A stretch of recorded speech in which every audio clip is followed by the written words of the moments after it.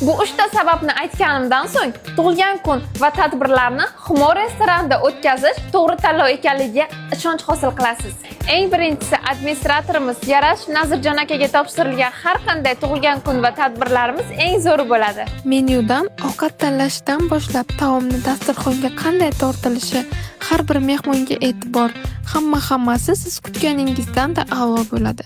Yarash Nazirjon aka ko'p yillik tajribalari davomida qanchadan-qancha tadbirlarni yuqori darajada o'tkazganlar. Ikkinchi sabab taomlarning mazasida. Ikkinchi sababi taomlar mazasida. Humo restoranida taomlarni pishirilishi usuli boshqa joylarnikidan farq qiladi. Masalan, ushbu bo'yin va oyoq go'shtlarini pishirish uchun turk tandirlarida 8 soat pishiriladi. Oxirgisi esa taomlarga ishlatiladigan barcha mahsulotlarni eng sarasi va halolini bozordan keltiramiz. Bu mahsulotlardan oshpazlarimiz mahorati bilan doim mijozlarimizga xush keladigan taomlar tayyorlanadi.